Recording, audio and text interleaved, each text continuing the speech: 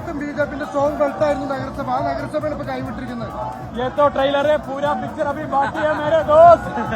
ഇത് ബിജെപി ഇടതുപക്ഷം അടക്കം താങ്കളെ കുറിച്ചുള്ള പരസ്യമൊക്കെ കൊടുത്തിരുന്നു പത്രങ്ങളൊക്കെ.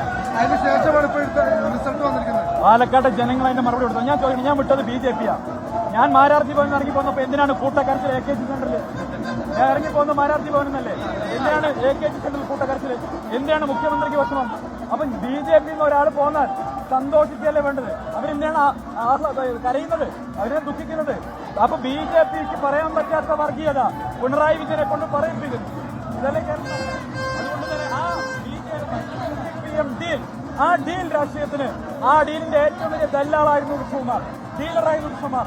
ആ ഡീലർഷിപ്പിന് പാലക്കാട് തിരിച്ചടി സംഭവിച്ചിരിക്കുന്നു. ഈ ബിജെപിയുടെ ആരെ തോൽവിക്ക് ഉത്തരവാദിത്വം ആരാണ് യഥാർത്ഥത്തിൽ? എന്താ സംശയം? ഈ പ്രചരണത്തിന് നേതൃത്വം കൊടുത്തത് കെ സുരേന്ദ്രനല്ലേ? ആ കെ സുരേന്ദ്രനല്ലേ BJPയുടെ സ്റ്റേറ്റ് ലീഡർഷിപ്പ്?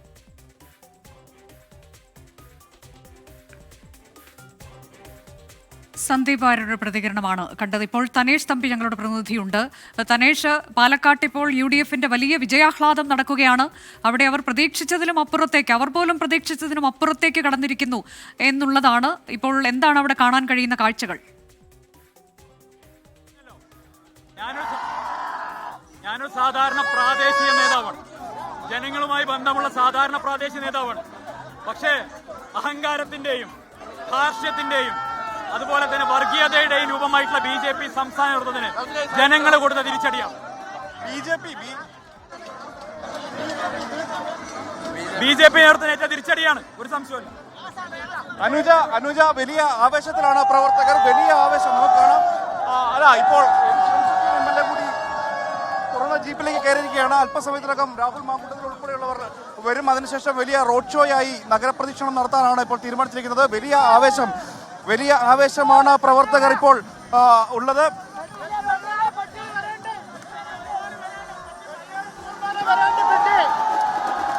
ഇപ്പോൾ ഉമ്മൻചാണ്ടിയുടെ ചിത്രവും ഛായാചിത്രം ഉയർത്തിപ്പിടിച്ചുകൊണ്ട് ആഹ്ലാദം പ്രകടിപ്പിക്കുന്ന പ്രവർത്തകരെയാണ് നമുക്ക് കാണാൻ കഴിയുന്നത്. പ്രധാനപ്പെട്ട നേതാക്കളൊക്കെ ഈ വാഹനത്തിന് മുകളിലുണ്ട്.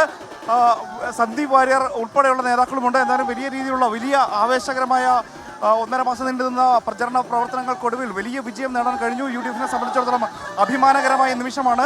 സന്ദീപ് വാര്യരെ സംബന്ധിച്ചിടത്തോളം വ്യക്തിപരമായും അദ്ദേഹത്തിന്റെ രാഷ്ട്രീയ ജീവിതവുമായും ബന്ധപ്പെട്ടും വലിയ പ്രത്യേകതകളുള്ള ഒരു വിജയമാണ്. അതുകൊണ്ട് തന്നെ ആ വിജയം ആഘോഷിക്കുന്നതിൽ ഒരു പിശുക്ക് കാണിക്കുന്നില്ല. വലിയ സംവിധാനങ്ങളാണ് ഇവിടെ ഒരുക്കിയിരിക്കുന്നത്. കൂടുതൽ പ്രവർത്തകർ ഇങ്ങോട്ട് എത്തിക്കൊണ്ടിരിക്കുകയാണ്. എന്തായാലും വലിയ ആവേശത്തോടു കൂടി പ്രവർത്തകർ ഈ ജയം ഏറ്റെടുത്തിരിക്കുന്നു. അല്പസമയത്തിനകം രാഹുൽ മാങ്കൂട്ടത്തിൽ ഇങ്ങോട്ടെത്തും. അതിനുശേഷം തുറന്ന വാഹനത്തിൽ ഈ നഗരത്തിൽ പ്രവർത്തകരെയും അതുപോലെ തന്നെ വോട്ടർമാരെയും അഭിവാദ്യം ചെയ്ത് അദ്ദേഹം പ്രകടനം നടത്തുമെന്നുള്ളതാണ് നമുക്ക് മനസ്സിലാക്കാൻ കഴിയുന്നത്.